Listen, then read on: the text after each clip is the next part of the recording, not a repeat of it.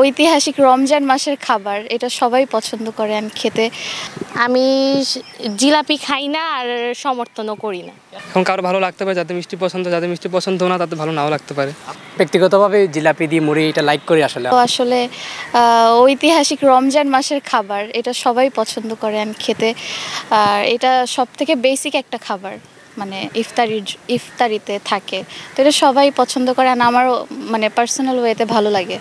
এই ঝালের সাথে মিষ্টি এটা আসলে মানানসইটা যদি ঝালের সঙ্গে মিষ্টি, হ্যাঁ খারাপ না তো। অনেকে প্রিফার করে ঝালের সঙ্গে মিষ্টি খাওয়াটা, অনেকে প্রিফার করে না, এটাই। জিলাপির মধ্যে পেঁয়াজ দেখুন, আপনার মধ্যে কিছু পেঁয়াজ আছে? নাই প্যাচ নাই আমার কাছে। জিলাপি দিয়ে মুড়ি মাখানো এটা আপনার কতটুকু সমর্থন করেন?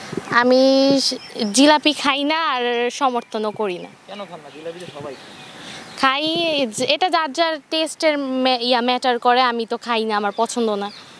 জিলাপি দিয়ে মুড়ি মাখা এটা আপনি কতটুকু সমর্থন করেন? এটা হচ্ছে মানুষের ব্যক্তি, একজন ব্যক্তি থেকে আরেকজন ব্যক্তির ক্ষেত্রে হচ্ছে টেস্ট ডিফার করে। এখন কারো ভালো লাগতে পারে, যাদের মিষ্টি পছন্দ, যাদের মিষ্টি পছন্দ না তাদের ভালো নাও লাগতে পারে। আপনাদের সার্কেলে যে বন্ধু বান্ধব আছে অনেক সময় একসাথে এখন এটা হচ্ছে এটা ডিবেট করা সম্ভব আসলে। এখন অনেকে যেটা বলে থাকে যে আসলে জিলাপি মানে হচ্ছে যে ঝালের সাথে মিষ্টি, এটা আসলে কিভাবে এটা আসলে যায়, খুব একটা খারাপ লাগার কথা না। জিলাপি দিয়ে মুড়ি মাখানো বিষয়টা আসলে আপনি কতটুকু সমর্থন করেন?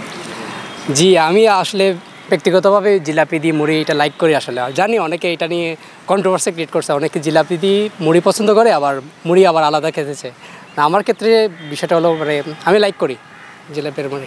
আচ্ছা, আমরা দেখি যে আসলে ঝালের সাথে মিষ্টি এটা আসলে হ্যাঁ, এটা তো ভালো একটা কম্বিনেশন। যদিও ইফতারির সময়ে ঝালটা অনেকে প্রেফার করে না, এই ভাজা পোড়া থেকে ঝাল এটা মানে ভালো না।